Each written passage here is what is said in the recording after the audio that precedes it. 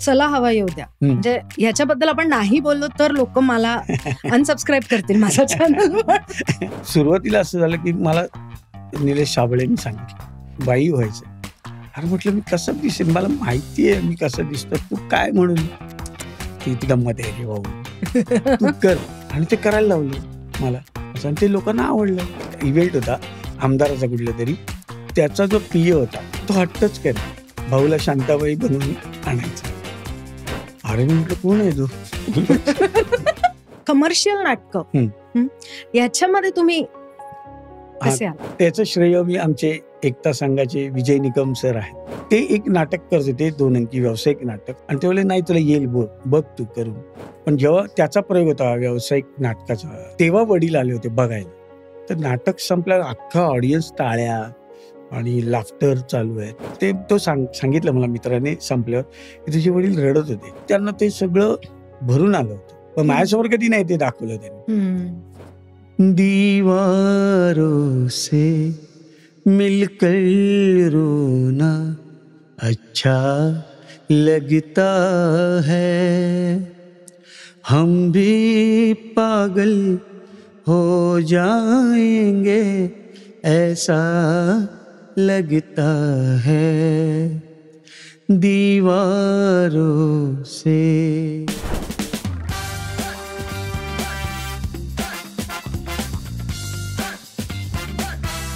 नमस्कार, मी रीमा सदाशिव अमरापूरकर. मुक्काम पोस्ट मनोरंजन हे जे आपला चॅनल आहे हे खूप मस्त वाढतंय, आणि मोठे मोठे गेस्ट आमच्याकडे आता यायला लागलेले आहेत. सो आत्ता माझ्याकडे जे गेस्ट आहेत ना, माझ्या समोर जे बसलेले आहेत, त्यांनी गेले 10 वर्ष, ऍक्च्युली 11 वर्ष पूर्ण महाराष्ट्राला वेळ लावलेला आहे. छोट्या छोट्या गोष्टीमधून, पॉझेसमधून, गाण्यामधून लोकांना वेडं केलेलं आहे.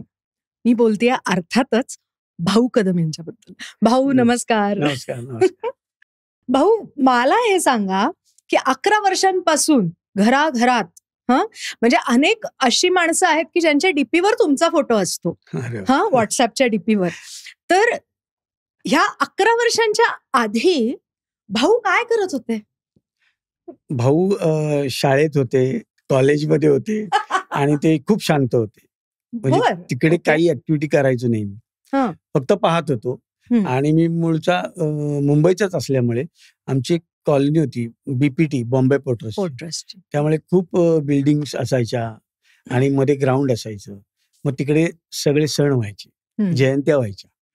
मग त्या तिथे मैदानात लोकनाट्य, पडद्यावरचे चित्रपट.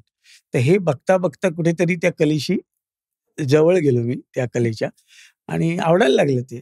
आणि मग तिथून कॉलेज संपल्यानंतर मी एकांकिका सुरू केली करायची, आणि तिथून सुरू झाला प्रवास. हळूहळू वाटलं पण नव्हतं इथपर्यंत आपण टीव्हीत दिसू. टीव्ही फक्त आम्ही शनिवार रविवार बघायला जात होतो कुठेतरी 25 पैसे देत तेव्हा असं. तर त्यामुळे आता आपण काम करू हे कुठे स्वप्नात पण नव्हतं. बरोबर. आणि ते म्हणतात रंगभूमीची कृपा, आणि त्याच्यामुळे तो प्रवास घडला. त्याच्या आधी मी शांतच होतो, फक्त बघत होतो, ऑब्झर्व करत होतो. म्हणजे तुम्ही आत ते सगळं घेत साठवत होतो. Great great great. आपण अभिनय करावा आणि तोही आपण विनोद आपण चांगला करू शकतो, हे तुमच्या कधी लक्षात आलं? काय झालं, आम्ही 10वीला होतो तेव्हा सगळे एका अभ्यासिकामध्ये बसायचो अभ्यासाला. तर तिकडे एक होता डायरेक्टर, त्याला वाटतं मी डायरेक्ट करू शकतो एकांकिका. मग काम कोण करणार? तर आम्ही बोललो करू. तर हो तू कर, तू चांगले जोक सांगतोस. तर तेव्हा हसायला येतं. बोले मला नाही जमणार. अरे येईल, तू कर. म्हणून मी ती एकांकिका केली. त्या एकांकिकेला प्राइज मिळालं. बर. मग मला वाटलं अरे, आणि ते प्राइज पण मस्त होतं, म्हणजे एक वाटी होती स्टीलची. ते खूप होतं त्यावेळी, हे मिळालंय आपल्याला. तर म्हटलं याचा अर्थ बाहेरचं कोणतरी बघतंय आपल्याला. आपले मित्र तर छानच बोलतात ना, काय काम केलं मस्त, पण बाहेरचे जज करतात आणि ते रिझल्ट येतात, तेव्हा वाटायला लागते काहीतरी आपल्याला येतं, म्हणून त्यांनी जज केलं. ते प्राइज मिळाल्यानंतर एक कॉन्फिडन्स आला. मग हळूहळू करत राहिलो. तेव्हा कळलं की आपल्याला विनोदी चांगले येते, आणि पहिल्यापासून विनोदीच करत आल्यामुळे ते जमायला लागलं. थोडं टायमिंग, ते कसं बोलणं, संवाद फेक, हे सगळं तेव्हाच जमायला लागलं. बरोबर बरोबर. आणि मग कमर्शियल नाटकं याच्यामध्ये तुम्ही कसे आला? त्याचं श्रेय मी आमचे एकता संघाचे विजय निकम सर आहेत, जे आता खूपच पॉप्युलर झालेत. अनेक चित्रपटात, वेब सिरीज ह्याच्यात काम करतायत.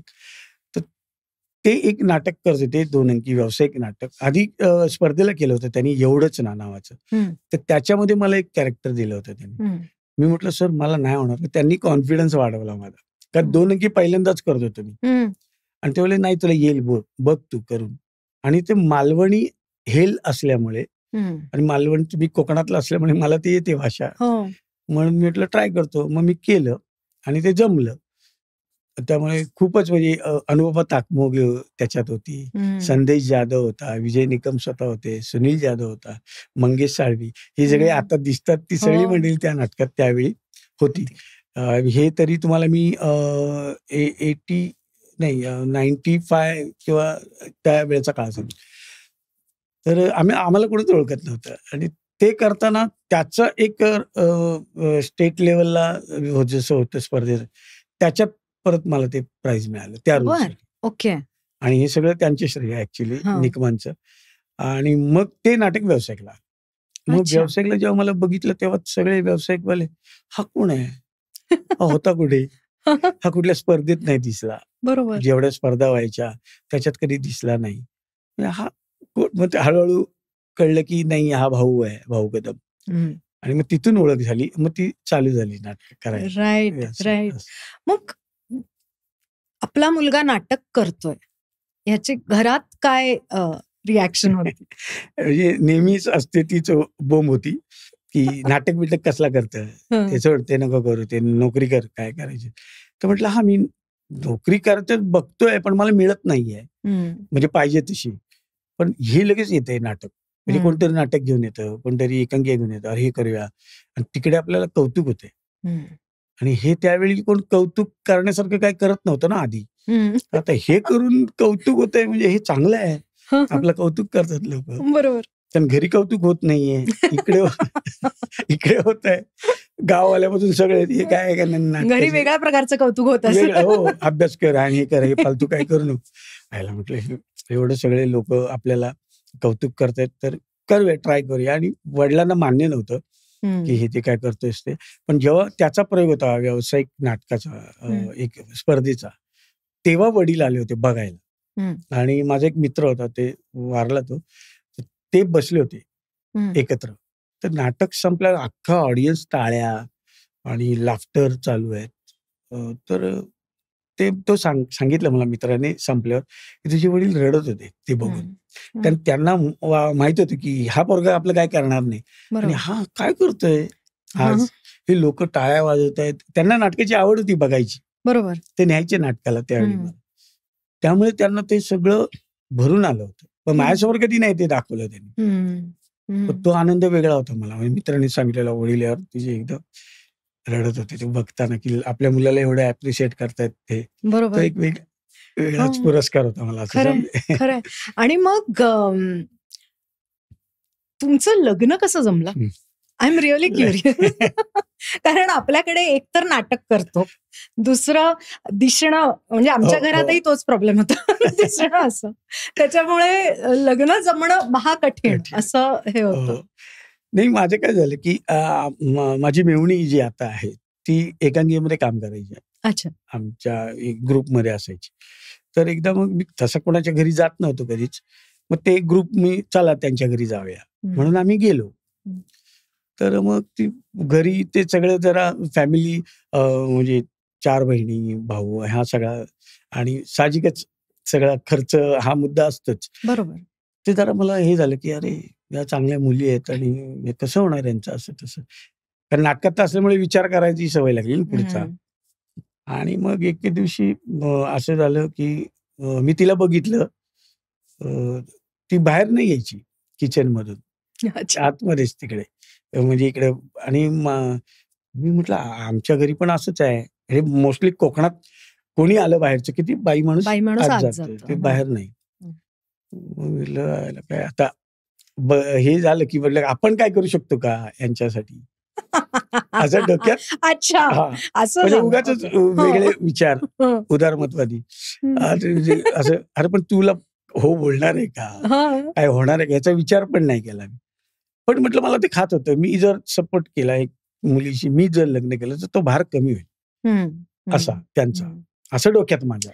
किती तो असा थोर विचार होता. म्हणजे जो विचार आला तो नंतर घरी शिव्या पडल्या त्या विचारांवर. आणि म्हणजे आपण विचार न करता काय काय गोष्टी करत असतो कुठल्या तरी भावनेने, ते करू नये असं म्हणतात जेव्हा पश्चाताप होतो नंतर. पण मला तसं नाही झालं, पश्चाताप नाही झाला. ग्रेट. खूप छान झालं, लग्न झालं. तिला मी म्हटलं की मला तुझ्याशी लग्न करायचंय, तुझं काय मत आहे? ती म्हणाली हो. म्हटलं पटकन हो म्हटलं. ती होते नाही मी तुम्हाला बघितलं खूप वर्ष आणि त्याच्यामुळे हो म्हणाली. मी म्हटलं हो मला नोकरी नाही काही नाही, तरी तिने केलं होतं त्यावेळी लग्न. हे विशेष होतं. आणि घरचे तयार नव्हते पण नंतर तयार झाले. वडील तयार झाले नंतर, मग वडील गेल्यानंतर लग्न करावं लागलं. पण आता व्यवस्थित आहे. जे ते म्हणतात लक्ष्मीच आहे ती, त्याच्यामुळे तिने निर्णय घेतला तो ग्रेट आहे खरं तर. तिला काय माहिती मी काय होणार आणि मला काय माहिती काय होणार पुढे. बरोबर. पण झालं ते तिचं नशीब. नाही तर ते समाज बसलेलंच आहे, कशाला केलंस काय झालं. कधी कधी चांगलं होतं कधी वाईट होतं, पण आमच्या बाबतीत चांगलं झालं, त्याबद्दल खूप बरं वाटतं. Great great. हवा येऊ द्या तर तुम्ही करताच आहात, पण त्याच जोडीला फिल्म्स ज्या तुम्ही केल्या, माझ्या मते जाऊ द्या ना बाळासाहेब, त्याच्यानंतर पांडू हवालदार, पांडू बरोबर, पांडू, आणि आत्ताच नुकताच आलेला झेंडे. हे 3 मला अत्यंत अशा ठळक तुमच्या भूमिका अशा येतात डोळ्यासमोर. सो फिल्म करताना कॅमेरा समोर आपण ऍक्टिंग करतोय, तो पहिला अनुभव आठवतो का तुम्हाला? हो, मी सिरियलचा आठवतो मला. अच्छा. निकवांचीच काहीतरी सिरियल होती, एक छोटं चंक असायची त्यावेळी आणि आमची टीम. तर डायलॉग वगैरे होते आणि मला ते सवय ना पाठ करा, ते नाटकाची सवय, ते पटकन करायचं जी सवय नाही आणि कॅमेराची तर सवयच नाही. मी सुरुवातीला आता दिवसभर एकच लाईन असेल तरी मी दिवसभर ती डोक्यात, कारण आपण चुकू नये आपलं. बरोबर. आणि झोप नाही रात्री, सकाळचा 7चा कॉल टाइम जेव्हा सिरियलला बोलवलं त्या ह्याच्यात डोंबी लिहून मडला. म्हणजे 3 वाजता उठायचं, 4ला निघायची ट्रेन पकडायची, ती तिकडे 6-6:30 पर्यंत 7ची शिफ्ट. हे सगळं कंट्रोलच्या बाहेर होतं सगळं. आणि कॅमेरा जेव्हा डायलॉग बोला ऍक्शन मला ब्लँक.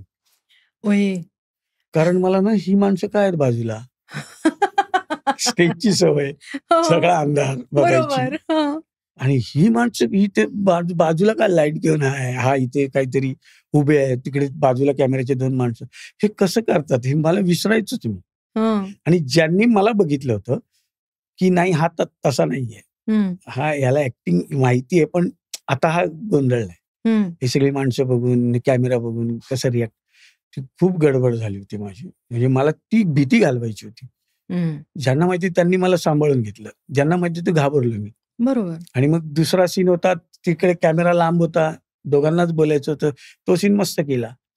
तेव्हा ते डायरेक्टर म्हणाले अरे ते चांगलं केलंस तू, मग आधी काय झालं होतं तुला? तर त्यांना कुठे सांगू, मला नाही सवय. आणि म्हणजे त्याचबरोबर आपण डायलॉग वाचतो तेव्हा असे डायलॉग आहे, ओके मग तुमच्या मनाप्रमाणे करा, आपण असं जेव्हा होतं ना, ते एक आर्टिस्ट सिनियर ते बोलत ते तर त्यांचं काही त्यांच्या मनाप्रमाणे चाललं होतं.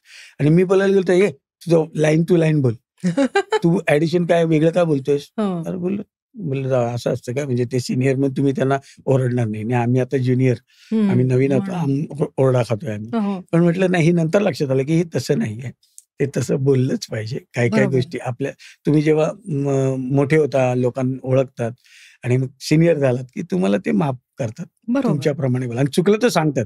म्हणजे असं नाही सगळं तुम्ही काही करा चालतं असं नाही. खरंय. आणि मग चला हवा येऊ द्या, म्हणजे ह्याच्याबद्दल आपण नाही बोललो तर लोक मला अनसबस्क्राईब करतील माझ्या चॅनलवर. पण तुम्ही चला हवा येऊ द्याच्या पलीकडेही खूप काम केलेलं आहे आणि as an actor you are much more than that, असं माझं वैयक्तिक मत आहे. सो मला हे विचारायचं आहे की चला हवा येऊ द्यामध्ये त्या वेगवेगळ्या प्रकारच्या भूमिका केल्या, आणि तुमची एक स्टाईल तयार झाली आणि मग ती कोणत्याही भूमिकेमध्ये तुमची ती स्टाईल परफेक्ट बसत होती.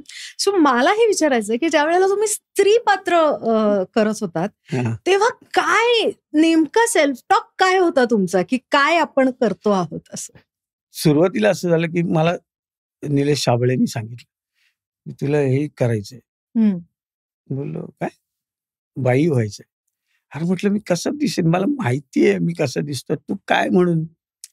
ती गंमत आहे रे भाऊ, तू कर मी सांगतो ना कर, आपण मेकअप करू छान. अरे बोल नाही मेकअप करून पण म्हटलं ठीक आहे चल, तुला वाटतंय ना माझ्यात तुला दिसते ते त्या बाई, ती तशी शांताबाई म्हणून ते कॅरेक्टर आलं आणि ते करायला लावलं मला. आणि ते व्यवस्थित म्हणजे ते आपण सगळं काय म्हणतो त्याला, काही असं विक्षिप्त न दिसता व्यवस्थित पदर वगैरे सांभाळून छान असं, आणि ते लोकांना आवडलं. त्यांनी एवढं अप्रिशिएट केलं की कधी इव्हेंटला जायचं तिथे शांताबाई बोलायचे. त्या बायका तर खूपच प्रेम करतात त्या कॅरेक्टरवर आणि मी जे काय काम केले त्याच्यावर कुठेही जा आजी. त्यामुळे ते करताना मला सतत ती भीती होती की कुठेतरी आपल्याकडे चुकून काहीतरी वेगळं नाही गेलं पाहिजे, आणि त्याची काळजी साबळे घ्यायचा. जे स्क्रिप्ट लिहायचं ते एवढंच आणि तेवढंच बोलायचं, जास्त काय करायचंच नाही. म्हणजे उगाच नाचतोय उगाच खिदळतोय असं पण नाही. आणि माझे पंचची जी स्टाईल आहे ती सौम्य असल्यामुळे ती जास्त इफेक्टिव्ह व्हायची. बरोबर. त्यामुळे ते छान वाटलं. आणि पहिल्यांदा तर घाबरलोच होतो. बायकोला पण फोटो पाठवला मी, बघ बाबा काय कसा तुला छान वाटतंय तुम्ही, म्हणजे तिकडून मिळालं अप्रिशिएट, मग काय टेन्शन नाही ना, ते महत्वाचं असतं. नाही तर मग वेगळीच कडे जातं, अरे काय कशाला. आणि किती आम्ही ते कमेंट्स वाचतोय त्या, तेव्हा वाचल्या होत्या, वाईट वाटायचं की अरे काय मनापासून. पण कलाकार आहे ते सगळं करावं लागतं. जो रोल देतील तो येतोय का ते पाहण्यासाठी तरी करावं लागतं. खरंय खरंय. म्हणून मग मी इनफॅक्ट हा सागरला पण हा प्रश्न विचारला होता की तू स्त्री पार्ट करतोस तेव्हा तुझ्या बायकोची काय रिॲक्शन असते. तर तिने तुमच्या बायकोने तुम्हाला सांगितलं की छान दिसताय तुम्ही, पण ज्या वेळेला ते कॅरेक्टर हिट झालं शांताबाईचं आणि लोक त्या ह्यानी तुम्हाला ओळखायला लागले थोडीफार, तेव्हा त्यांची काय रिॲक्शन होती? नाही, एक तर रिॲक्शन नंतरची फार भयानक होती. साबळे मला बोलते एक इव्हेंट होता आमदाराचा कुठला तरी, आणि त्याचा जो पीए होता त्या आमदारांचा, तो हट्टच करे भाऊला शांताबाई बनवून आणायचं. अरे मी म्हटलं कोण आहे तो? मी म्हटलं अरे यार त्याला सांग ना तू. अरे तो हट्टच करतोय शांताबाई पाहिजे भाऊला साडी घालून. अरे बोला बरा आहे ना, साडी नेसून मला काय करायला लावेल. कोण आहे ते, एवढं काय त्याचं शांताबाई? मला मी नाही येते इव्हेंटला तुझ्या, मला भीती वाटायला कॅन्सल. मी साबळेला नाही, मी तुम्हाला आमदारांना फोन केला, अहो तो हट्ट करतोय, तो त्याला सांगा. मग शेवटी नाही ते नका करू, या तुम्ही. एकदा मला असं साडी सुद्धा दिली आहे कुठल्या तरी कार्यक्रमात, वा शांताबाई म्हणून, हे घ्या. मग त्या साडीचं काय केलं तुम्ही? बायकोला दिली. बर. सो शांताबाईचं एक कॅरेक्टर होतं, दुसरं होतं एका ज्योतिषाचं. हो, त्याचं नाव मी विसरले आता. ते असं काही वेगळी नाव आहे. तर ते करत असताना मला एक बेसिक प्रश्न आहे, तुमचा ज्योतिषशास्त्रावर विश्वास आहे? तसं नाही म्हणजे तेवढा नाही, म्हणजे असं ओके. बायकोमुळे मला हे सगळं कळतंय. अच्छा. तर ती जास्त याच्यावर विश्वास आहे तिचा. माझं कधी संबंधच आला नाही ना. बरोबर. आता कधी आपण आता काय झालं, नाव झाल्यामुळे मग ते जपावं लागतं. मग त्या अंगठ्या बिंगठ्या येतात सगळ्या, त्या घाला, मग ते करावं लागतं. बरोबर. पण आता विश्वास नाही म्हटलं तरी आपण बघितलं नाही चेक करून, आणि आहे म्हटलं तर ते अजून आपल्याला मग अजून का नाही. मी जेव्हा काम करत होतो, स्ट्रगल करतो, तेव्हा का नाही झालं माझं, तेव्हा का नाही कोणी अंगठी दिली.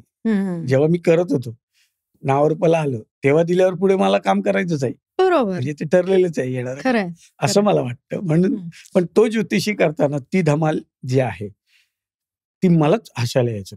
खूपदा काय व्हायचं, हा लिहून नाही द्यायचा साबळे, कारण अर्जंट काहीतरी घडलेलं असायचं. मग तो यायचा, मी तुला अमुक प्रश्न विचारणार भाऊ, हे धडधड हे घे, हे विचारणार, हे मी टॉक घेतो, तोपर्यंत तयार हो. मग मेकअप करता करता हे ह्याला विचार, हे त्याला विचारायचं, हे सगळं डोक्यात, ह्याचं हे सांगायचं, ह्याचं ते सांगायचं. ओके, मग सगळं चालू माझं. मग त्याच्याबरोबर घे रे जाता जाता, मग येते का बघ. मग तो जेव्हा मी तयार व्हायचो, ओके ओके घे, तेव्हा तो बोलवायचा. तोपर्यंत टॉक करायचं. हे अर्जंटली घटना आहेत ह्या घडलेल्या, ह्या आधी स्क्रिप्ट दिल्या एक दिवस, मग आम्ही असलं काय घडलेलं नाही. त्यामुळे मग तिथे धमाल ती वेगळीच यायची. अर्थात ठरलेलं नसायचं आणि कोणाला काही बोलायचं, काही ते द्यायचं समोर. तिथेच फुटायचं. यांना काय बोलू आता. ती वेगळी धमाल होती. त्यामुळे ते कॅरेक्टर पण घडलेला किस्सा आम्हाला सांगा की. नाही, घडलेलं म्हणजे आता रात्री म्हणजे पहाटे 4ला जर तुम्हाला शूट करायचं आहे तर काय होईल. तर ऑलरेडी डोळे बारीक माझे ते अजून गेलेले, त्यामुळे तो मग फटकावायचा मला. ऐका ना ज्योतिष, म्हणजे तू झोपू नको, तयार राहा. म्हटलं हा मी आहे. तो काय तो एडिट करायचा, कारण ते दाखवू शकत नाही. तर कधी कधी बोलतानाच फुटायचं. मला कंट्रोलच व्हायचा नाही. ते लिहिलेलंच तसं असायचं. पर तो जेव्हा ओळख करून द्यायचा प्रेक्षकांची, हे आमचे मोठे ज्योतिषी आहेत, यांना ह्या इंडियातूनच नाही तर भारतात सुद्धा यांना खूप हाकललेलं आहे. तर हे मला माहित नसायचं. मी इथपर्यंत असायचो, हाकललेलं यांना चपला मारेल. अरे म्हटलं सांगून तरी कर. बरोबर, सांगायचं नाही हा डायरेक्ट. त्यामुळे वाट लागायची. समोरच्या तो हसतो, तो असं व्हायचं रिॲक्शन. त्यामुळे कंट्रोल होतं. पण खूप मजा यायची. खूप ती वेगळी कॅरेक्टर. हे खरं तर त्याचं श्रेय आहे की साबळेचं, की त्याला काहीतरी दिसायचं, तू हे कर, हे कर, हे कर. मग बिंदास करायला लावायचा. म्हणजे त्याला भीती सोडूनच द्या, काय होईल ते होईल. पण त्याला दिसायचं की मजा येणार. माझं काय होईल. मी करतोय शाहरुख, मी करतोय आमिर खान. अरे कशावरून मी कुठे वाटतो. तर त्याला भीती नाहीच, त्याला मजा यायची आणि माझी वाट लागायची. म्हणजे एखाद्याला अटॅक बिटॅक यायचा. आता तो समोर बसलाय शाहरुख आणि त्याच्या समोर आता मी येणार आणि हसतोय, करते, ती येत नाही मला. आणि बोललो काय, तो उठला तिथून, तो गेला, काय होईल मग. नाही जमत तर कशाला करता, असं पण येईल. बरोबर. पण नाही, त्याला ते आवडलं शाहरुखला. कारण त्याला त्याच्यासारखं कोणी नाही केला ना. तो जो करतो ते बाकीचे करतात, तसं शाहरुख नव्हता. हा वेगळाच होता. तो बोलतो याला मला असं करायला आवडेल. शाहरुख खान पण बोलला, देशी शाहरुख. अच्छा, हे करणे को मिला तो अच्छा. आणि हे सुद्धा ना, तुम्ही सिंघम पण केला होता. हो. तो काय सगळंच. मला बाईक चालवता येत नव्हती. मग ती बाईक, अरे ती सोपी नाही, मला येत नाही. मग कोणाला तरी चालवायला, मग ते सगळे स्टंट सगळं करायला लावले त्यांनी. आणि ते लोकांनी एवढं अप्रिशिएट केलं, एवढं बघतात आणि त्यांना ते मजा वाटते. हो, आणि आता तर युट्यूबमुळे ते सतत बघितलं जातं. राईट. सो पण ह्या पूर्ण प्रवासामध्ये जे हवा येऊद्याचा होता, त्याच्यातला एखादा असा रोल आहे का की जो असा वाटला, यार हे आता खूपच अवघड झालंय, आता मी हे नाहीच करू शकत, असं कधी झालंय? म्हणजे रोल बद्दल म्हणजे एकच आहे तो, म्हणजे स्त्री पात्र. सतत आता ते शांताबाई झाली, नंतर दुसऱ्या ह्याला आलो, त्याला करायचं तर ते मला कंटाळा यायला लागला. नंतर नको रे, ते दुसरं काहीतरी कॅरेक्टर. पण काय मोजकीच कॅरेक्टर असल्यामुळे, स्क्रिप्ट तशी लिहिल्यामुळे कॅरेक्टर द्यावंच लागायचं त्याला. पण मी बोलायचं नको ना, बायकांचं नको देऊ साबळे मला. तर साबळे हो रे, पण मलाही वाटतं, पण जर आता असं आहे स्क्रिप्टमध्ये तर दुसरं कोण करणार, तर तू. मग मी करायचं. पण नंतर ते वाटायला लागलं. आता कसं कोणी बोललं चित्रपट करायचे समजा, त्याच्यात तू, तर मी नाही म्हणतो तसं. बरोबर. एवढंच, बाकी नाही. बाकी धमाल केली आहे, खूप आवडलं, मनापासून सगळे कॅरेक्टर केली. आणि ते भाग्यच, म्हणजे एवढे 10 वर्ष एका ऍक्टरला एवढं करायला मिळतं, म्हणजे काय मला माहित नाही. पण ते करत असताना सेटवरचं वातावरण कसं असायचं? नाही, मजा, म्हणजे धमाल असायची. म्हणजे आज काय तर हे, आज काय तर ते, त्यांच्यात चर्चा असेलच. आज काय खरं नाही, आज भाऊ आमिर खान करतोय, आज भाऊ हे करतोय, आज काय होणार आहे माहित नाही, सगळे तयार राहा, कधी थांबू शकतो भाऊ, विसरेल. ते एकदाच झालं होतं विसर. कारण काय झालं होतं, दौरा होता, मी आलो होतो बाहेरून, नाटक वगैरे, स्क्रिप्ट आली होती. आणि स्क्रिप्ट म्हणजे मी मध्य कॅरेक्टर करत असल्यामुळे आमचे 7 जण आता प्रत्येकाचं लक्षात ठेवतं, याच्यावर काय बोलतोय मी, याच्यावर काय बोलतोय, याच्यावर तर त्या कुठेतरी एकदा मिस व्हायचं, ती सगळे सांभाळून घ्यायची, चुकलं तर तिथे तो सांभाळून घ्यायचा, ते दिसायचं नाही प्रेक्षकांना, पण ते छान. आणि ज्या वेळेला त्याला इतका उत्तम प्रतिसाद मिळायला लागला, त्यावेळेला मजा तर आलीच असेल, आनंद तर झालाच असेल, पण एक जबाबदारी वाटली का? हो, खूपच. म्हणजे आपण करतोय ते लोकांना आवडतं आणि महाराष्ट्र बघतोय सगळा, म्हणजे कानाकोपऱ्यात, खेड्यापाड्यात सगळे. तर ते जे प्रेम होतं, म्हणजे आम्हाला ते कळायचं नाही, कारण मी इन्स्टा किंवा फेसबुकवर नसायचो. तर मला ते रिप्लाय नाही कळायचे, की काय होतंय, काय घडतंय, लोकांना किती आवडतंय. पण ते प्रचंड आवडत होतं. पण जेव्हा मी इव्हेंट करायला म्हणून बाहेर आलो, आम्ही वेगवेगळ्या ठिकाणी इव्हेंट करतो, तो जो 5,000, 6,000 असा क्राऊड असायचा आणि जेव्हा नाव पुकारलं जायचं, आता येतायत भाऊ कदम, मग जो काय आवाज आणि टाळ्या, बाबा बाबा बाबा, म्हणजे असं वाटायचं अरे काय मिळालंय आपल्याला, एवढी लोक उगाच कशाला टाळ्या, आपल्याकडे प्रेक्षक तर माहिती आहेत, आवडलं तर आवडलं त्यानं, खूप म्हणजे एवढं टाळ्या ह्यांनी बघितलंय स्वतः या सगळ्यांनी.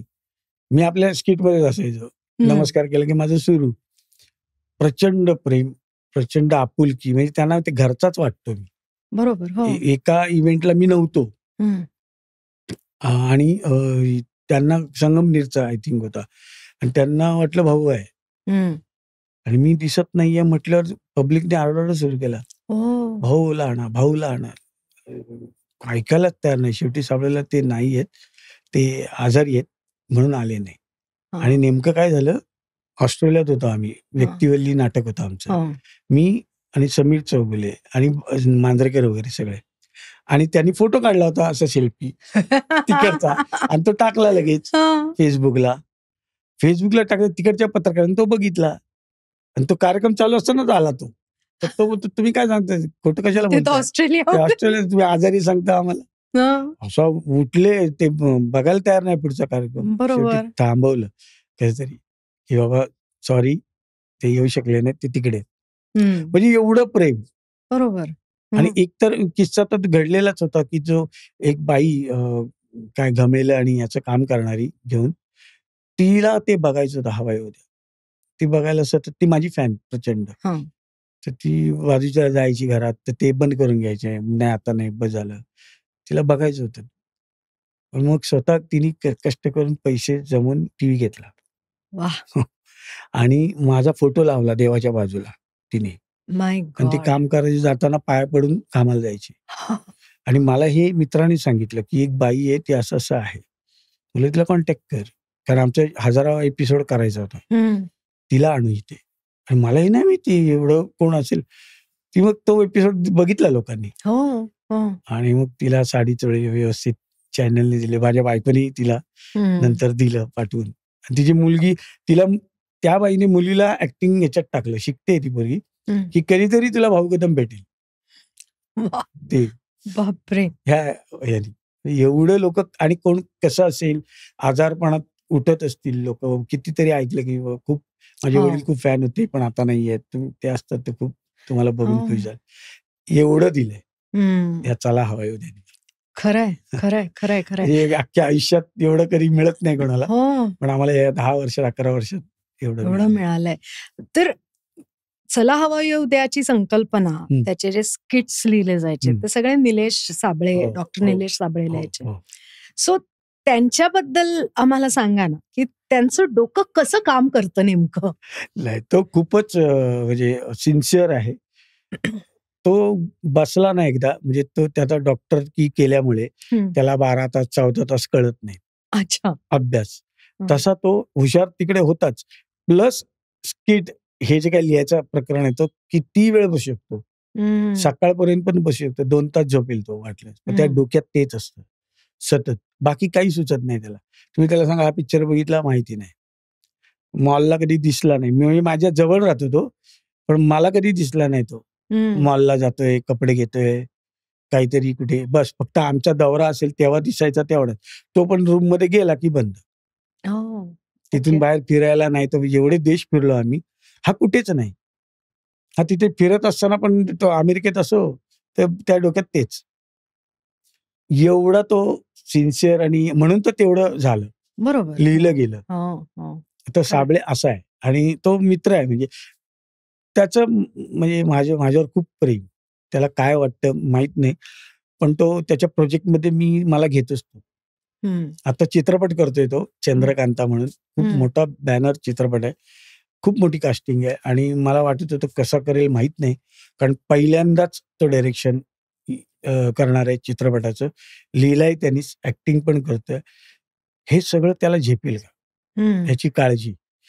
त्यामुळे म्हटलं एकदा केलं ना त्यांनी आणि तो सक्सेस झाला ना, तर मग त्याला पाठी फिरायची गरज नाही. मग तो त्या स्ट्रीममध्ये आला. बरोबर. आणि तिथे तो येणं मला मनापासून वाटतं त्यांनी तिथे यावं, की जे टॅलेंट त्यांनी आज महाराष्ट्राला दाखवलंय ते अख्ख्या जगाने बघावं. अशी मला देवाजवळ प्रार्थना आहे, की एवढा सक्सेस तर झाला पाहिजे. कारण त्यांनी आम्हाला सक्सेस केलं, तर तोही सक्सेस झाला. नक्कीच. आम्ही दिसतो ना, रायटर दिसतो कुठे? नाही दिसत. त्यामुळे आज तो दिसला पाहिजे. आता याच्या पुढे ते करावं त्यांनी, असं मला वाटतं. ओके. आणि भाऊ, एक मात्र माझा आरोप आहे की हवा येऊ द्यामध्ये तुमच्या विनोदाला लोक जबरदस्त हसतात, त्याच्याबद्दल काही वादच नाही. पण तुमचे बरेचसे विनोद हे बाटली, तंबाखू आणि परसाकड याच्या अवतीभोवती का फिरतात बरं? काय झालं माझे म्हणजे ह्यांनी जे ऑब्झर्वेशन केलं की याचा प्रेक्षक वर्ग कुठला, खेड्यापाड्यातला आहे, जो तिकडे ज्यांना नाही बाकी मनोरंजनाचं काही, तर तिकडचं जे आहे थिएटरला पण पिक्चर बघायला येऊ शकत नाही, एवढे लांब राहतात, पण टीव्हीवर बघू शकतात, आज घराघरात आहे.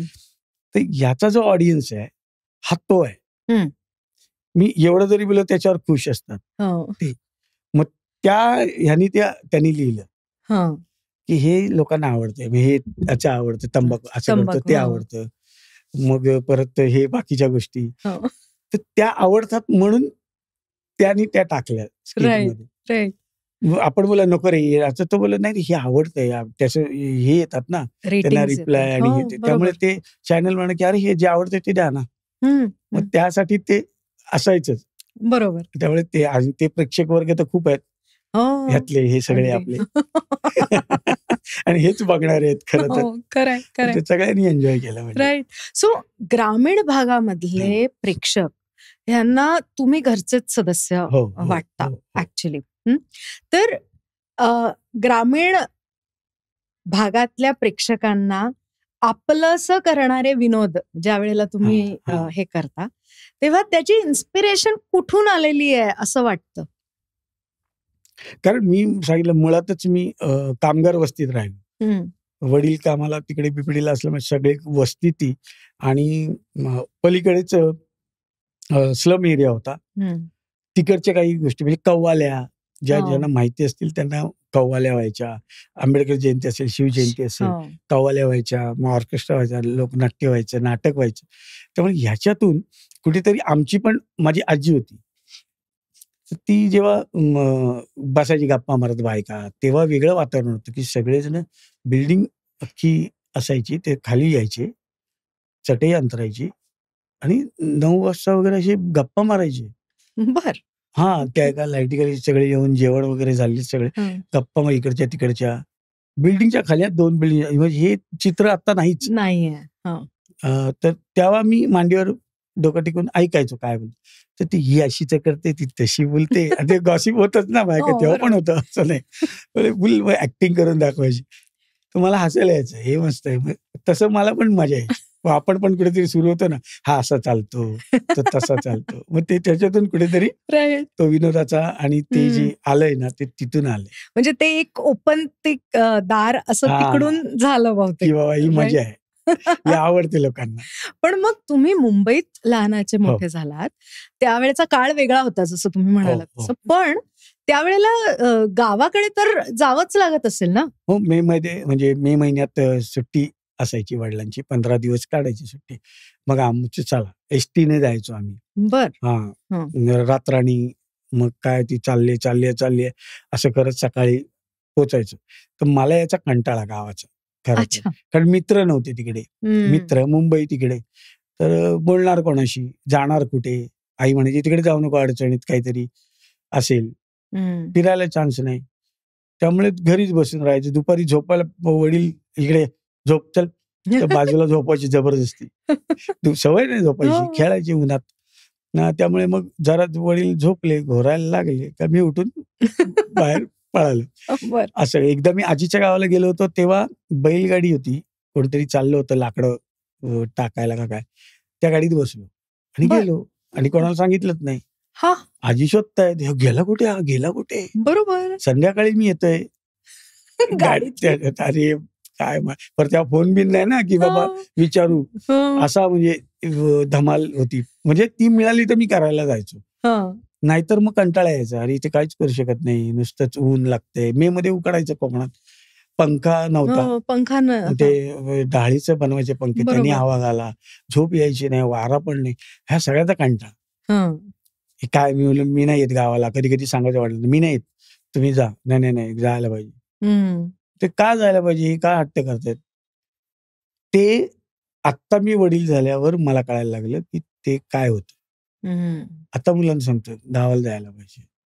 मग मी काय सोय करतो त्यांच्यासाठी, की मला जी अडचण होती की ह्यांचं काय, ह्यांना नेटवर्क पाहिजे, ह्यांना टीव्ही पाहिजे, वायफाय पाहिजे, एवढं द्यायचं तर ते येणार त्या ह्यानी.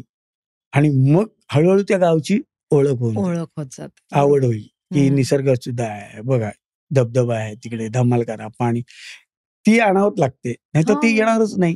खरंय. आम्ही नाही गेलो तर ते काय येतील. मग आज मला वाटतं अरे वडील बरोबर सांगत होते, पण त्यावेळी ते नव्हतं, ते बरं होतं, मोबाईल बिबाईल.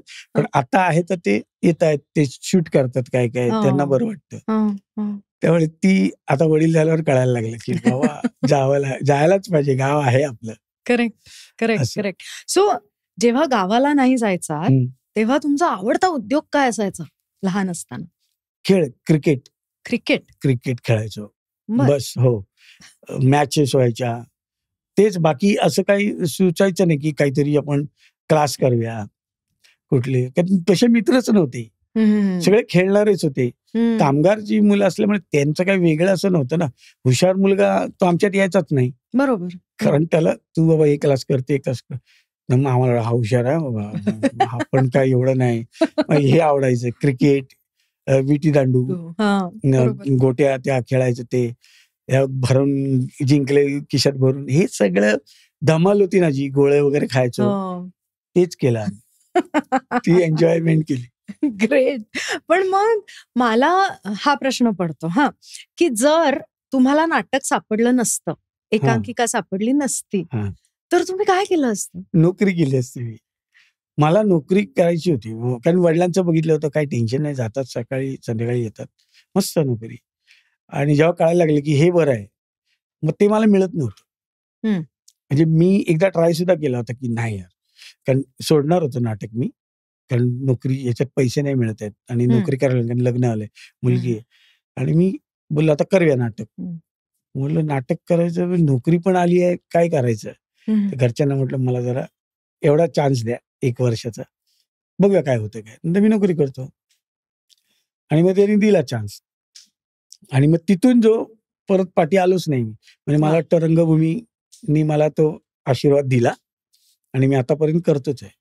म्हणजे आजही नाटक करतो मी. बरोबर. त्यामुळे ते तसं एक रिलेशन आहे. मी नोकरी म्हणजे मी जेव्हा रिहर्सल जॉईन केली आता नाटकासाठी, कंटाळून 2-3 आठवडे वाट बघितली, कॉल येईल त्यांच्याकडून जॉबसाठी, तो नाही आला. मी जॉईन केल्यावर एकदा शब्द दिला, आपल्याकडे कमिटमेंट असते की बाबा मी येतो, मग त्या मुळात आपण नाटक बरोबर झालं. तिकडे गेलो आणि तिकडून कॉल आला. म्हणलो नाही, मी म्हटलं काहीतरी गंमत आहे, मला इकडे काय रंगभूमीने आधी का नाही आला. एक्झॅक्टली. एवढे 2-3 परीक्षा घेतली मला, म्हणून म्हणलं तिकडेच काहीतरी ओढ आहे, ती झाली. ग्रेट. किती म्हणजे मला अंगावर काटा आला विचार करताना. सो भाऊ, मला हे सांगा की तुमचे विनोद आणि हे इतके मस्त पंच बसतो याच्यामध्ये ना, तुमचं जे चेहरा आहे आणि त्याच्या उसमे जो मासूमियत है, असं म्हणू आपण, जो इनोसन्स आहे, त्याचा खूप मोठा त्याच्यामध्ये सहभाग आहे. खूप मोठा काय म्हणूयात वाटा आहे त्याचा. तर तो इनोसन्स फक्त चेहऱ्यावर आहे का तुम्ही पण इनोसंटच आहात? हा, म्हणजे तसं बघायला गेलं तर लाईफ मध्ये जे आयुष्य आता मी एवढं इथपर्यंत आलोय, तर त्याच पद्धतीने आलोय. म्हणजे मला कोणाचं इमिटेशन नाही करता येत. ह्याच्यासारखं कर नाही, मग मला माझ्यासारखे करता येत. मग मी जे करेन ते. त्यामुळे ते कधी कधी असं होतं की ते जो मी एक्सप्रेशन देतो ना, ते म्हणजे निलेश साबळे जास्त करतो ना, आम्ही दोघांनी काम केलं आता, पण तो तोंडावरच असतो. तो माझ्याकडे बघत नाही. तो बोलतो मी याच्याकडे बघणार नाही, मी बोलून तिकडे दुसरीकडे बघतो. बरोबर. त्यांनी स्टेअर केलं मला का तो गेला फुटतो. त्यामुळे ते मी काय घडतंय काय, पण मी ऍक्च्युअल ते एक्सप्रेशन आणत असतो त्यावेळेचे ज्या वाक्याला आहेत ते, तर ते येणार. त्याचं मी पण फुटतो कधी कधी. असं नाही की तोच, मी पण इतर त्याला एखादे छोटे एक्सप्रेशनला फुटतो, कारण ते भावतात. आणि म्हणून ते इनोसंट जो आहे तो आपोआप आलेला आहे. म्हणजे त्याला काही मी आणलं जात नाही. त्या आणलं तर मग ते इतर याच्यात पण माझं येणार नाही. बरोबर. बाहेरचं वेगळं असेल मी त्यावेळी. आणि त्याचं काय होतं कधी कधी लोक म्हणजे आता घरातलाच आहे, हा आपला भाऊच आहे, तसेच भेटतात मला. हा, म्हणजे मी काम करतोय आता मुलीला मी एअरपोर्टला सोडायला गेलो होतो, तेव्हा मी कधी नव्हे तो मोबाईल घेऊन त्यांचं हे करतो, शूट फोटो. मी खुश होतो, आता चालली आहे ती, सगळे फॅमिली, आम्ही मुली माझ्या आणि ती चालली आहे. तर तेवढ्यात तिथे एअरपोर्ट आले, सर एक मिनिट. अरे बोला थांब ना, काय करतोय बघ ना, म्हटलं जरा थांब ना, फॅमिली बरोबर आहे. त्यात मी त्या ह्याच्यात कधी नसतो त्यांच्या बरोबर. त्याच्यात ऑडियन्स कोण कोण बाजूचे येऊन, सर एक फोटो, बोला थांब नंतर. मी खूप वेगळा आहे, कारण मी सेंटी होतो ऍक्च्युली. ती चालली आहे आता, बरोबर, आणि ती रडणार मला माहित होतं. आणि त्याच्यात हे म्हणजे मला ते पण तुम्ही समजून घ्या ना, म्हटलं तिथे नका ना मला डिस्टर्ब. असं माझं त्याचा फायदा त्यांचं चुकत नाही, पण त्यांना वाटतंय की हा माणूस हा आपल्या घरचा आहे. म्हणजे एकदा तर मोठा विनोद असा आहे की एवढा घरचा ते लोक मानतात. कधी कधी घडतं. एकदा इव्हेंटला गेलो होतो, नवरा बायको होते. नवऱ्याने मला मोबाईल दिला, म्हणजे सॉरी त्याच्याकडे मोबाईल होता. बायकोला माझ्या बाजूला उभं केलं आणि फोटो काढायला लागला बायकोचा माझ्यावर. मला म्हणाला, भाऊ हात टाका ना खांद्यावर. असं नाही होत. म्हणजे एवढं ते तुम्ही भाऊ होतो. अरे म्हटलं तसं नाही बाबा, तसं नाही होत. म्हणजे एवढं आहे लोकांचं प्रेम, म्हणजे त्यांना असं काही वावगं वाटत नाही. बरोबर.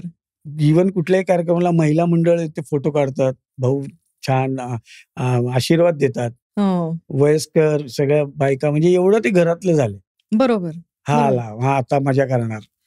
वयस्कर म्हाताऱ्या बायका ते म्हणजे मजा. असं कधी झालंय की तुम्ही एखाद्या इव्हेंटला गेलात आणि तुम्ही सिरियसली काहीतरी बोलताय आणि लोक हसतातच आहेत, असं कधी झालंय? नाही, सिरियसली होतच नाही, म्हणजे तसं काय. म्हणजे एवढं चांगलं चाललंय कॉमेडियन, त्याच्यात ते सिरियस असं होतच नाही. ते कॉमेडीच, आणि काही बोललं तरी ते खूप एन्जॉय करतात. बरोबर, खूप. राईट. म्हणजे एक किस्सा असा आहे, पण तो ऍक्च्युली सांगायचं का नाही माहित नाही मला. तर तुम्ही सांगायचं नाही, कारण ती घडली घटना तशी आहे. आम्ही एकदा चाललो होतो, मी, कुशल आणि श्रेया इव्हेंटला चाललो होतो. आम्हाला इव्हेंटला घेऊन जाणारी 2 जोडपं होतं गाडीवर. हो छान, तुमचा आवाज उद्या खूप हसतो आम्ही, खूप बघतो, मस्त, आम्हाला खूप आवडतं. Thank you thank you. ते आमची एक म्हातारी ना, ती बघत होती. ते बघता बघताना उचकी लागली तिला आणि ती गेली. बोललो, ऐका तुम्ही हे सांगू नका बाहेर, तर आम्हाला जगायला नको, मारतात माणसं, असं होईल. त्यामुळे म्हणून म्हटलं हा किस्सा बघा, ठेवायचं. काय बोलतात उचकी, हसतात उचकी गेली, काय बोलताय बोललं तुम्ही. एवढं घडलेलं आहे काय काय, खूप खूप. जेवताना तर बघायचंच नाही, कितीतरी ठसके लागले, माणसं सांगायची तुम्ही ते जेवताना कशाला, तुम्ही नंतर जेवा ना. तो ठसका लागतो, अचानक काहीतरी पंच येतो माझ्या तोंडून, तो अपेक्षित नसतो. हा पंच हा येईल. कित्येक जणांना कधी कधी काय वाटतं ह्याच्याच डोक्यात आले ते मी बोलतो असं की ते वाटतं की माझ्या डोक्यात. बरोबर, असं. सो हे तुम्ही जसे आहात तसे तुम्ही आहात आणि तसेच तुम्ही वावरत आलेला आहात, वागत आलेला आहात, म्हणून तुम्ही आज आहात आणि तुमची स्वतःची एक स्टाईल आहे. लोकांनी ते मान्य केलं. पण आपली इंडस्ट्री अशी आहे की याच्यामध्ये कटथ्रोट कॉम्पिटिशन आहे ना, कितीही म्हटलं तरी. सो अशी कधी भीती वाटते का की मी जर आता काळानुरूप नाही बदललो किंवा मी जर काही बदल स्वतःमध्ये नाही केले तर मी बाहेर फेकला जाईल, किंवा असं कधी भीती वाटली आहे का? नाही, अशी भीती का नाही वाटत आहे, कारण दादा कोंडके साहेबांचं उदाहरण आहे की त्यांनी ती स्टाईल केली की जी लोकांना आवडायची. बरोबर. आणि माझं बघणार आहे कोण? लोकच. काम तेच ठरवणार आहेत ना की मला वेगळं नका देऊ आम्हाला. तुम्ही वेगळं करायला गेलं तर आम्हाला ते नाही आवडत.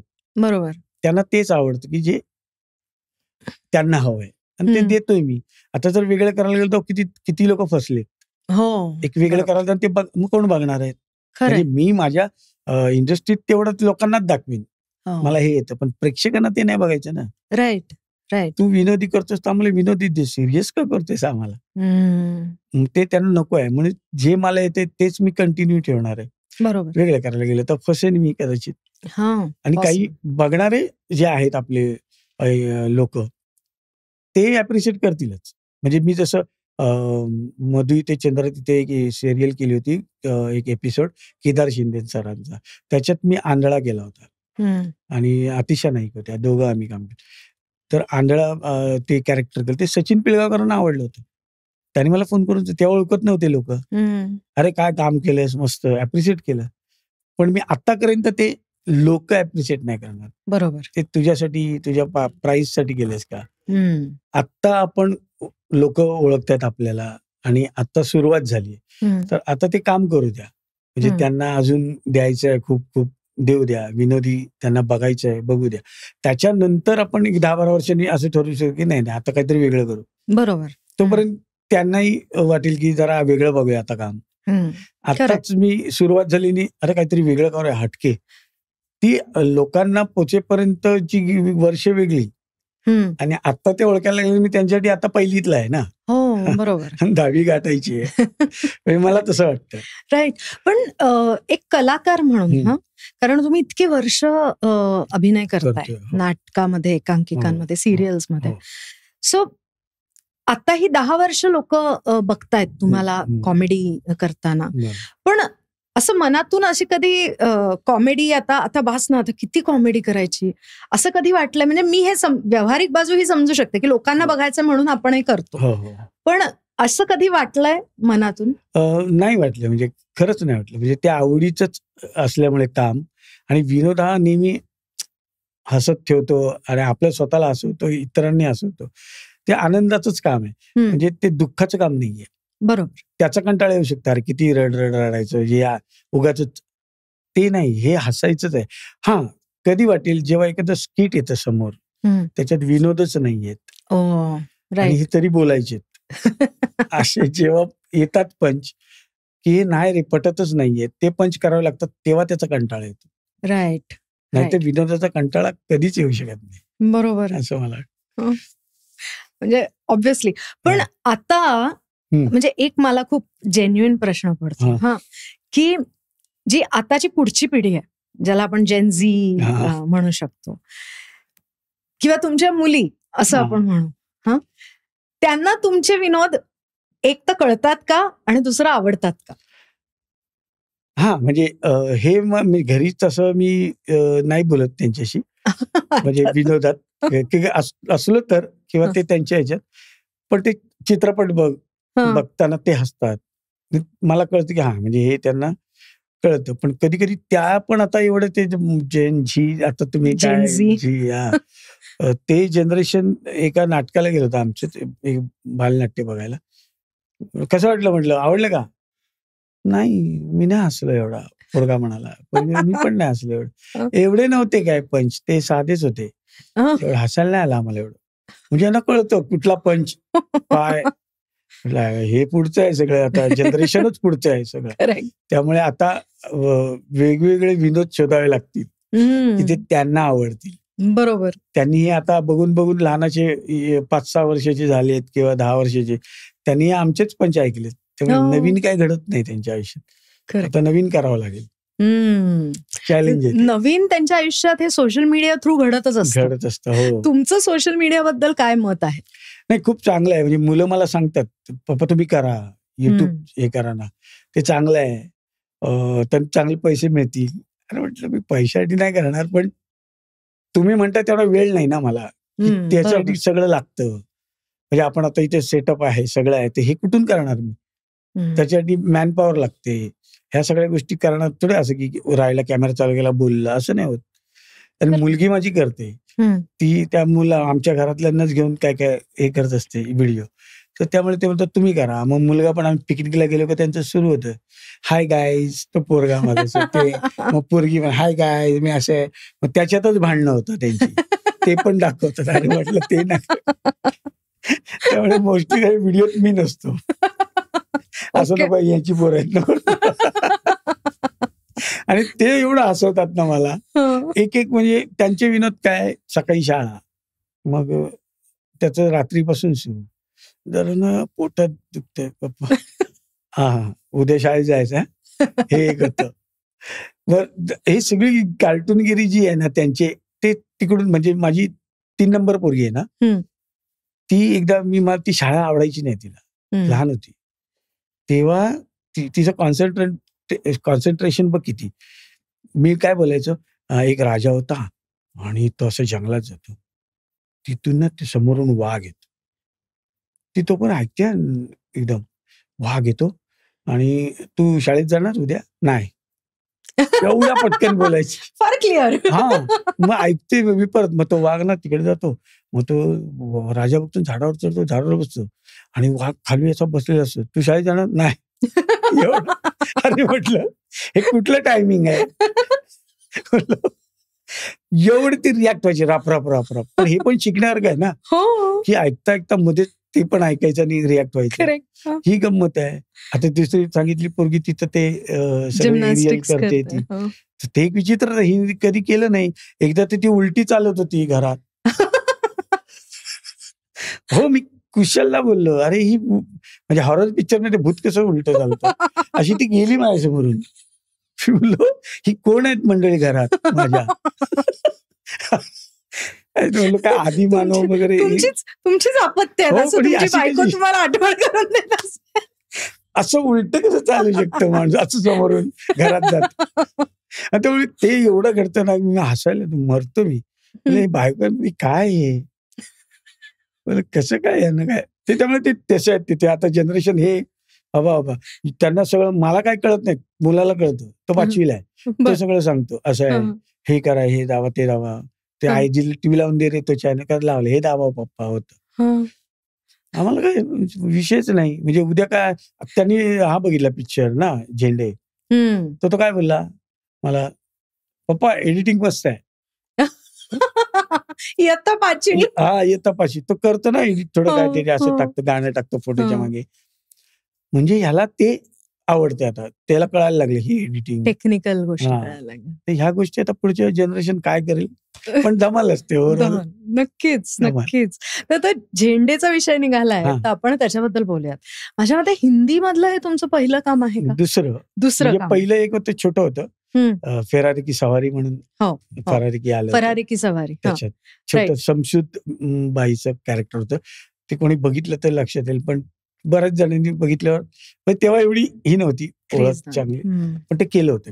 राईट. पण आता ह्याच्यामध्ये झेंडेमध्ये ज्या पद्धतीचं कॅरेक्टर आहे, तर चिन्मय मांडलेकर डिरेक्टर आहेत, तर त्यांच्याशी असं काही खूप डिस्कशन झालं का, की हे कसं करायचंय आपल्याला, काय करायचंय, का you just went with the flow? नाही, डिस्कस झालं. म्हणजे त्यांनी मला पहिल्यांदा म्हणजे त्यांचे आभार, की त्यांच्या डोक्यात होतं हे कॅरेक्टर, की भाऊच करेल हे कॅरेक्टर. ओम राऊत आणि प्रोड्युसर आणि डायरेक्टर चिन्मय, त्यांच्या डोक्यातच होतं भाऊच करणार रोल. तर हे मला नव्हतं माहिती काय, हे 18 पासून चालू होते, त्यांच्या लिखाणापासून सुरू होतं की हे भाऊच. पण आपल्याला माहितच नाही, एवढी वर्ष कोणतरी आपल्याला कधीतरी येणार आहे चित्र. आणि ते कॅरेक्टर मला सांगितलं, भाऊ बघ असं असं आहे, आणि त्यांनी माझ्या स्टाईलचेच पंच लिहिले होते, त्याला माहित असल्यामुळे की भाऊ हे करेल छान. आणि मग एक सिरियस सीन होता, मग तिथे मला हा सिरियस आहे, तर तू ह्या पद्धतीने बोल. ते असं आलं पाहिजे. मग तो सांगायचा, नाही हे नाही असं बोल.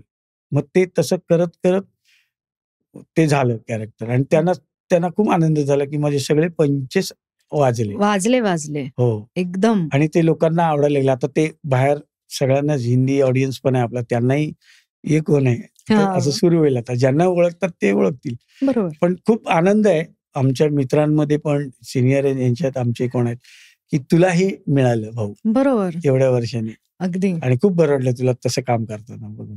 म्हणजे मी तर असं म्हणेन की झेंडेचा जेव्हा ट्रेलर पाहिला तेव्हा तुमचे 2 पंचेस जे आहेत त्याच्यामुळेच असं झालं की अरे हे बघितली पाहिजे. ऋषी कपूरचा तो पंच येतो त्याच्यामुळे इट वॉज फॅन्टॅस्टिक. ग्रेट मजा आली काम करताना. आणि मनोज वाजपेयींबरोबर काम करत स्वप्नच होतं आणि वाटलं नव्हतं कधी असं समोरासमोर आम्ही सतत असू. आणि तेही सुद्धा एवढे कॉपरेट की थिएटरचा माणूस असल्यामुळे कसं कलाकारांशी जुळून घ्यायचं, त्यांना कसं मोकळं रिलॅक्स करायचं, तर ते त्यांना चांगलं जमलं. आणि आम्ही पण मस्त त्यांची गप्पा मारत होतो. आणि जेवण काय एकत्र जेवण सगळं त्यामुळे एवढं रिलॅक्स करून टाकलेलं ना, भीतीच घालवली त्यांनी. त्यामुळे असं सीन करतानाही कधी वाटलं नाही, मजा वाटली. राईट. आणि मला हे विचारायचं आहे की त्याच्यामध्ये तो जो एक सिरियस सीन आहे, जो बोटीवरचा सीन आहे, तो करताना चॅलेंजिंग वाटलं का? कारण आता इतकी वर्ष सातत्याने आपण कॉमेडी करतो आहोत म्हटल्यावर तो एक सीन खूप हे झाला म्हणजे. आणि ना मी जे मगाशी म्हणाले की फक्त हवा येऊ द्या हे तुम्ही नाही आहात, you are much more than that, हे त्या एका सीन मध्ये लगेच लक्षात येतं. सो त्या एका सीन मध्ये आणि नंतरच्या एका सीन मध्ये की मेरे छोटे बच्चे वगैरे, तर तेच 2 सीन करताना काय चॅलेंज जाणवलं? कारण it was a break away from तुमचं जे नेहमीच तुम्ही करता त्याच्यापासून हा ब्रेक अवे होता. नाही असं एकतर मिळत नाही कॅरेक्टर की कॉमेडी चालली आणि मध्येच एक सिरियस मिळालंय. तो क्वचित असा एखाद्याला मिळतो आणि तो मिळाल्यानंतर मला लक्षात आलं की हे खूपच आता हे कम्प्लीट ब्रेक करून काम करायचंय त्या ह्याला कॅरेक्टरला. की ते तेव्हाची गोष्ट वेगळी होती, मजा होती, आता सिरियस आहे. तर तो टोन घेऊन मग तो जो वाक्यात येतो ना, म्हणजे मला जेव्हा मेरे 2 बच्चे है, उनका चेहरा मेरे नजर के सामने, हे जेव्हा बोलायचं होतं तेव्हा आपसूक तो टोन लागतो. बरोबर. जे आतून आलं ते. माझी मुलं मला ते होतच आठवली त्या वाक्यातच की म्हणजे ते जसे काम करतात पोलीस, मुलं आठवतात अशा प्रसंगी, भयानक गोष्टी करतात. आम्ही काम करतो जेव्हा बाहेर जाऊन आम्ही घरी नसतो तेव्हा त्या सगळ्या गोष्टी कुठेतरी आठवत होत्या, लिंक झाल्या आणि म्हणून ते तिथून बाहेर आलं ते. तो फारच अप्रतिम सीन झालाय तो. आणि सर म्हणाले की छान झालंय, खूप कौतुक होतंय तुझं भाऊ. तर मला वाटलं असंच सर बोलतात. पण आता जसं रिप्लाय येतील तसं वाटतंय की थँक्स असं. राईट. बरं वाटते जरा. खूपच छान. म्हणजे मी गंमत सांगते, मी माझ्या आई आणि मुलीबरोबर ती फिल्म पाहिली. सो असं झालं की त्या सीन नंतर जेव्हा तुम्ही जाता आणि म्हणता मी नाही पकडू शकलो कारण मी घाबरलो होतो वगैरे वगैरे, तर बाकी पूर्ण फिल्म खो खो हसणारी माझी मुलगी ती एकदम सिरियस झाली. आणि मी म्हणलं अगं काय झालं? नाही बघ म्हणजे पोलिसांना पण भीती वाटते. Oh my God, this was a revelation, right? ते पोचलं ते तिच्यापर्यंत आणि दॅट वॉज रिअली ऑसम. खूप खूप मस्त वाटलं ते जुळून येणं आणि सगळं वातावरण ते ना, अगदी तो क्षण असतो काम करताना, ते माहोल, आणि ते खूप छान आलं तिकडे जुळून. आणि आता आपण जाऊयात तुमचं जे आता नवीन येऊ घातलेलं आहे त्याच्याकडे. सो सिरियल किलर ह्या नाटकाबद्दल बोलूयात. इज इट म्हणजे सस्पेन्स थ्रिलर नाटक आहे का? नाही, हे आमची तीच गोष्टी झाली. जेव्हा सिरियल किलर नावच आलं तेव्हा आधी काय वाटलं नाही, आम्हाला छान वाटलं, अरे मस्त नाव आहे, कारण आम्हाला विषय माहित होता. आम्ही तिकडे असं नाही बघितलं की तिराईत व्यक्ती वाचताना कसं वाचेल, त्याला काय वाटेल. म्हटलं ही गोष्टी झाली. म्हटलं आता ही क्लिअर करायला पाहिजे आपल्याला प्रेक्षकांना की नाटक बघून गेल्यावर ते एन्जॉयच करायचे. बरोबर. जेव्हा नाटक आलं आता हे करायचंय, तर ह्याच्यात सगळे विनोदच घडतायत. तो जो माणूस आलाय त्या सिरियल किलर म्हणजे ऍक्च्युअली सिरियलचा किलर आहे. ज्या सिरियल चालतात त्याचा किलर तसाच एक माणूस आहे ज्याची बायको सिरियलची वेडी आहे. ओके. आणि ती काय करणार आहे हे त्याला जेव्हा कळतं की हा एपिसोड झाला, हे बघून आता ही असं वागायला लागली, आता पुढे एक वेगळीच घटना घडली आहे आणि ती घटना घडू नये, हिनी करू नये तसं, म्हणून तो त्या सिरियल मधल्या हिरोईनच्या घरी जातो. बर. पत्ता काढून ही कुठे राहते, इथे, बस तिकडे जातो बंदूक घेऊन तिला मारायला, कारण मला आयुष्य बरबाद करणारी, कारण माझी बायको तशी वागते. बरोबर. ती जी गंमत घडते ना ती येण्यापासून, मग आत हा काय काय करतो, त्यांची काय वाट लावतो का त्यांना मारतो, मग तिथे त्या क्षणी तिकडे सुद्धा बायको येते आणि त्याची तारांबळ उडते. बरोबर. आणि ही सगळी धमाल विनोदी कथा आहे आणि खूप एन्जॉय करतात लोक. आणि त्यांना ते असं हे रोजचं आहे. हा सिरियल किलर बघताना ऑडियन्स की हे आपल्या घरातलं नाटक आहे, हे माझ्या घरात रोज घडतं आणि हेच घडतं, असंच वागतात आमचे पण, आणि माझी बायको पण अशीच वागते, असंच बोलणार. आणि जे कोण आहेत म्हणजे टीव्ही सिरियल बघणारे ते रिलेट करणार आणि खूप आनंद घेतील असं मला वाटतं. आणि जाताना आम्हाला उपदेश देतील की हे करेक्ट दाखवलं तुम्ही, हे अति होतंय, हे थोडं कमी व्हायला पाहिजे असं सांगतील. बरोबर. मला एक little birdie has told me की तुमचे जे बारीक डोळे आहेत त्याचा फायदा या नाटकाच्या दिग्दर्शकांनी घेतलाय आणि तुम्हाला एका नवीन अवतारात ते सादर करणार आहेत. हो हो. तर एक नवीनच गेटअप आहे आणि तो बघायला मिळेल लोकांना. तो अचानक येतो, म्हणजे असं नाटक सुरू असतानाच एंट्री होती ती, आणि ती म्हणजे माहिती नाही लोकांना की हा गेला कुठे, तर गेला, पण हा अचानक जेव्हा दिसायला लागतो तेव्हा फुटतात लोक की अरे हे काय म्हणून. आणि तो वेगळाच म्हणजे गेटअप मध्ये असतो, तो आपल्या मराठी कलाकार नाहीये, तो वेगळाच एक कलाकार बनून येतो. आणि ती जी धमाल होते ती बघण्यासारखी आहे आणि ते मजा येते. जरा काहीतरी वेगळं हॅपनिंग घडतं ना चित्रपटात किंवा नाटकात, तसं काहीतरी घडून जातं त्या कॅरेक्टरने. बर.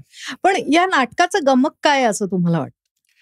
गमक हेच आहे की खूप जवळचं वाटणारा विषय आणि घराघरातला आहे तो, जे नेहमी घडतं आणि असं त्याला काळाचं बंधन नाहीये, ते घडतच राहणार आहे, ते थांबणार नाहीये. कारण काळ तसा आहे, आता टेक्नॉलॉजी सगळं आलेलं आहे, तसाच आहे काळ. आणि माणसं जिथे गुंतून राहतात, म्हणजे माणसांनी मोबाईल टू मोबाईल सगळे बिझी झालेत, कम्युनिकेशन राहिलंच नाहीये, तर ते तोडण्याचा प्रयत्न ह्या नाटकाने केलाय.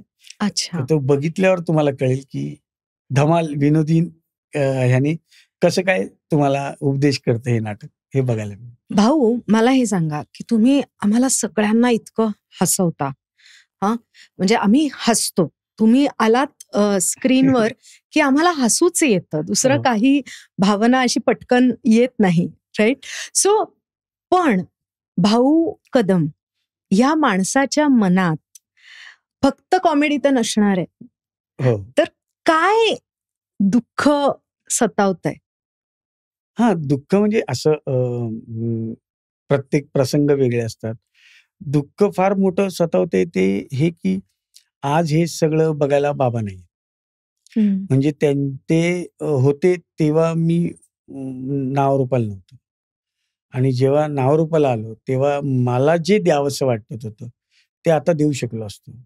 गाडी आहे किंवा त्यांना गावाला गाडीने जा, एसटीने नाही, ते जे मी त्यांनी प्रवास केलाय तर ते सगळं इकडे आलं असतं.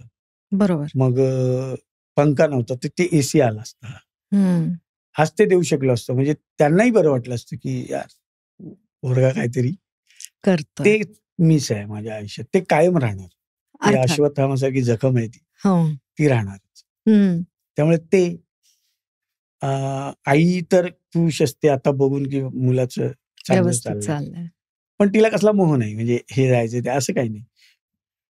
तिला दिलं तरी चांगलं आहे, नाही ते आपल्या कोकणात एक असं असतं आमच्या की अरे नजर लागते, म्हणजे ते ना रिॲक्ट होत नाही त्यासाठी की नजर नको लागू दे कोणाची. बरोबर. ही जी त्यांची इच्छा असते मुलावर आणि सगळ्यात एकंदरी घरावर, म्हणून ते गप असतात. आपल्याला त्यांना रसच नाही की काय, त्यांना आनंद वाटत ते रिॲक्ट होत नाही. तसे वडिलांनी ते बघितलं नाही, त्यामुळे मला ते दुःख आहेच. राईट. I can imagine.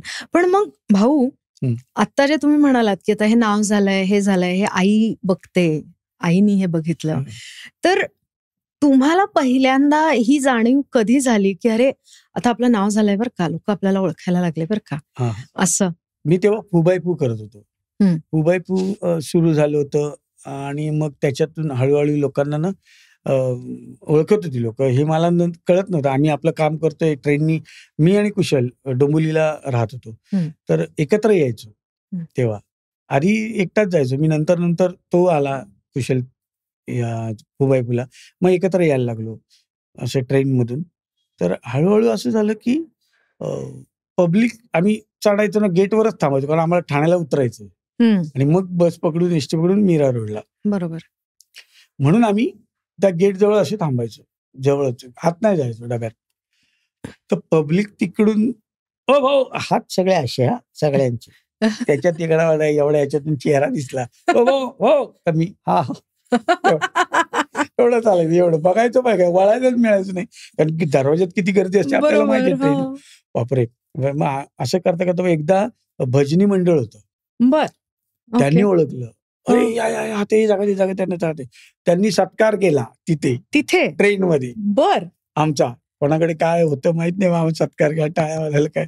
अरे म्हटले काय, आणि पब्लिक तर दरवेळी आवाज द्यायची ट्रेनला. म्हटलं कुशल, हीच वल्लभ प्रेक्षक आपले एक दिवस आपल्याला गाडी घ्यायला लावतील, हे लक्षात ठेव. म्हटलं बघ, नाही रे बघ तुम्ही, हे एवढा आपले ओळखायला लागले.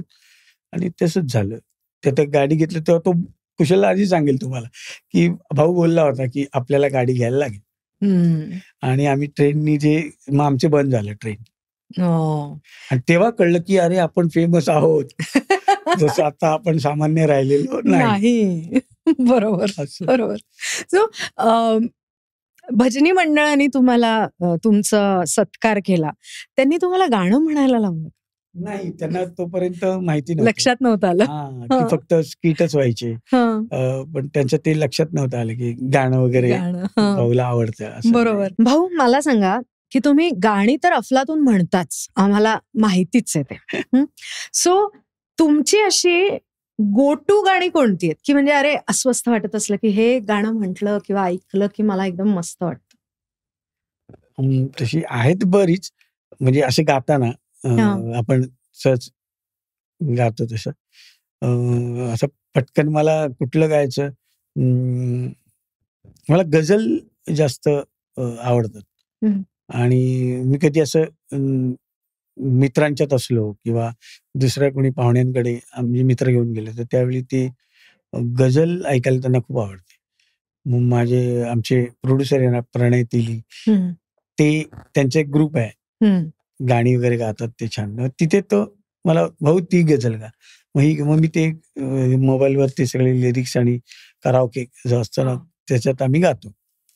तर आणि ते जेव्हा त्यांच्यासाठी गायचं झालं सगळ्यांसाठी, तर सुरमई अखियों में, म्हणजे तिथे ते सगळे आपलं गाणं वाटतं. खरं. त्यामुळे ते मी एंडला गातो. मग ते जेव्हा अरे हे गाणं मस्त आहे ते, किंवा काही लोकांना गझल माहिती नाही, त्या गझल मी त्यांना ऐकवतो, म्हणजे ज्या मला माहिती. अरे ही ऐकली नव्हती, मला हा ही गझल आहे, त्याच्यात अर्थ खूप आहे. तो म्हणजे मोस्टली प्यार का पहिला खत लिखने में ते तर माहिती आहे, ते ऐकलंच आहे काय काय जणांनी. आणि दुसरी दीवारों से मिलकर रोना, ती एक ऐकायची. तर एक गझल गातो मी, पंकज उदास यांची आहे. शब्द चांगले त्यामुळे ती लक्षात राहिली माझ्या. दीवारों से मिलकर रोना अच्छा लगता है, हम भी पागल हो जाएंगे ऐसा लगता है, दीवारों से दुनिया भर की यादें हमसे मिलने आती है, दुनिया भर की यादें हमसे मिलने आती है, शाम ढले इस सुने घर में मेला लगता है, हम भी पागल हो जाएंगे ऐसा लगता है, दीवारों से. वाह, क्या बात है, क्या बात आहे. मस्त. भाऊ, तुम्हाला गाण्याची आवड आहे, या व्यतिरिक्त अजून कोणती आवड आहे? म्हणजे तुम्ही मोकळ्या वेळात काय करता? नाही, तेच ना, गाणी तर गात नाही मी घरी, गात नाही पण ऐकत असाल. ऐकतो गाणी ऐकतो मी खूप. युट्यूबला कव्वाल्या असतील त्या पाहायच्या, ऐकायच्या, नवीन काय आलंय का ते ऐकलं की बरं वाटतं. असं ते चालू असतं माझं गाण्याचं. गाण्याचं. त्या व्यतिरिक्त त्याच्या व्यतिरिक्त मला नाही, मी मुळात बाकी कामातच असतो. त्याच्यामुळे वेळ नाही मिळत. मग कधी मित्रांनी बोलवलं त्यांच्याबरोबर तिकडे मैफिल करा गाण्याची, असं. ओके. सो मग तुम्हाला खायला काय आवडतं? म्हणजे मला फिश आवडते, जास्त करून फिशच आवडतं. आणि घरात आम्ही कोकणातले असल्यामुळे कोकणी सगळेच पदार्थ सगळं आवडतं खायला. असं काय नाही की हे नाही ते नाही, सगळं आवडतं. आणि आता बायको माझी आगरी आहे, त्यामुळे ऑलरेडी ते म्हणतो ना आगरी पद्धतीचं सगळं आलेलं आहे आमच्याकडे. त्यामुळे ते वेगवेगळे पदार्थ नशीब ते ह्याच्यात बघून नाही करत, त्यामुळे छान जेवायला मिळतं. ओके. आणि मला हे सांगा की जेव्हा तुम्ही मुंबईमध्ये जेवायला जर कोणाला बाहेर घेऊन जायचं असेल तर कुठे घेऊन जाणं पसंत करतात? मुंबईत मोस्टली नाही होत तसं, कोकणात होतं. बर. म्हणजे कोकणात गेलो तर मला ना घरगुती खानावळ असते ना, ती प्रचंड. आता मी शोला पण गेलो होतो, बायको पण होती सोबत त्यावेळी. कोकणात गेलो होतो आम्ही, तिथे खानावळ आम्ही जेवलो होतो. बर. अप्रतिम. बायको खुश, ही चवच नाही म्हणाली कुठे मिळाली. आणि खरंच ते एका मस्त ते घरच होतं, घरातच सगळं टेबल वगैरे, आणि छान जेवलं. त्यामुळे ते मला आवडतं. मुंबईत काय तसं आहेत पण तिकडे जाणं शक्य होत नाही. बरोबर. गेलं की पब्लिक आहेच, मग काय सुरू फोटो बिटो, त्याच्यामुळे टाळतो. पण मग असं कधी वाटतं का की यार हे आपल्याला आपला वेळच मिळत नाही, आपल्याला आपली शांतताच मिळत नाही? म्हणजे मी एक किस्सा सांगते. मी जेव्हा लहान होते तेव्हा ना माझ्या बाबांना फार हौस होती, त्यांचे 2-3 ठरलेले मित्र, त्यांच्या फॅमिलीज आणि आम्ही असं कुठेतरी फिरायला जायचं. तर अजंठा वेरूळ, बाबांना चित्रकलेची खूप हौस होती, अजंठा वेरूळ आपण बघूया. पण त्यावेळेला असं झालेलं होतं की आम्ही मॅटेडॉर मध्ये होतो, तेव्हा मॅटेडॉर असायची. सो मॅटेडॉर मध्ये आम्ही सगळे बसलेलो होतो आणि त्या मॅटेडॉरचा नंबर हा प्रत्येक चेकपोस्टला गेलेला होता की याच्यात अमरापूरकर बसलेले आहेत. त्याच्यामुळे बाबांना तर बाहेर उतरताच नाही आलं, त्यांना बघताच नाही आलं. सो त्यावेळेला एक असं आम्हाला सगळ्यांनाच झालं होतं की अरे दिस इज सो बॅड, त्यांना एवढं तरी पब्लिकनी हे करा. आणि तेव्हा तर सेल्फी वगैरेचा पण प्रकार नव्हता, त्याच्यामुळे ती अशी क्रेज वेगळी असायची.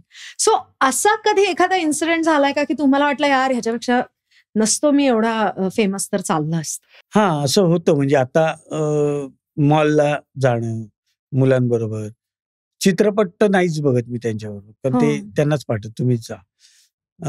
इव्हन नाटकाला गेलो तर मग ते सगळं कळतं की ते आलाय बसलाय, मग त्या इंटरव्ह्यूला सगळी धावत सगळे फोटो काढायला. त्यामुळे नाटक तसंही बघणं होत नाही. पण बाहेर गेलो की आता कुठे मंदिरात गेलो कुठल्या, तर एकदा तिथे गपचूप सांगावं लागतं येतो. तर एकदा आम्ही गेलो होतो कुणकेश्वराला, बायको होती, मी होतो, फॅमिलीच आमची होती. ज्या गाडीत जे वाढ घ्यायला आलेले मला, ते गेटवर होते आणि मी गेलो मंदिराजवळ आणि बोललो आता फोन लाव त्यांना, तर तिथे रेंजच नव्हती.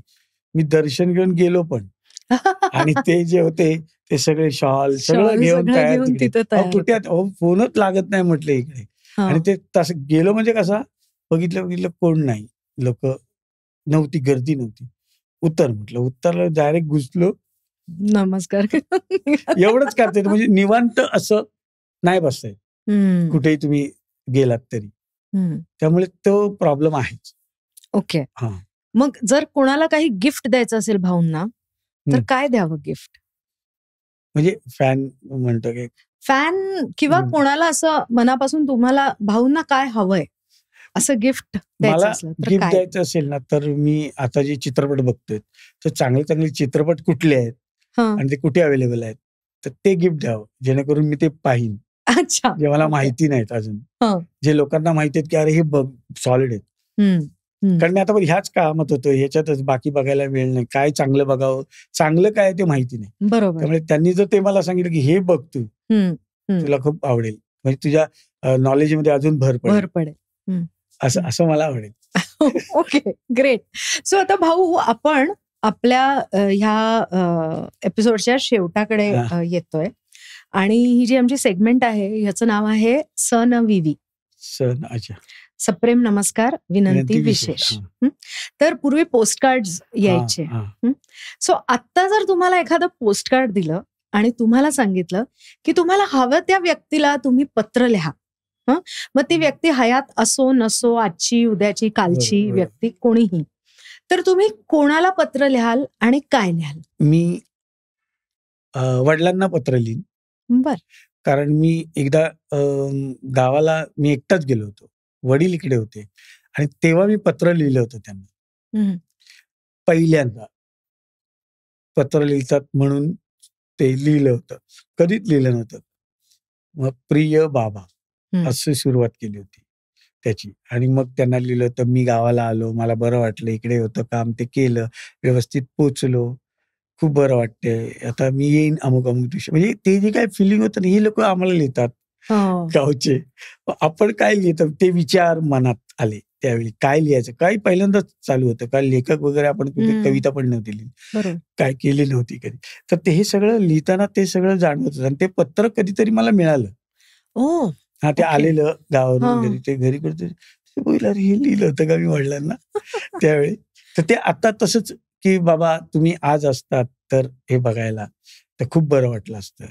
नातवंड बघितली असती, त्यांना मारलं असतं, मला जसं मारलं तसं त्यांनाही शिस्त लावली असती आणि लाड केले असते त्यांचे. म्हणजे मला जेवढं मला काही मागितलं नसतं माझ्याकडे, तेवढं तुमच्याकडे मागून त्यांनी इच्छा पूर्ण केली असती, असं सगळं.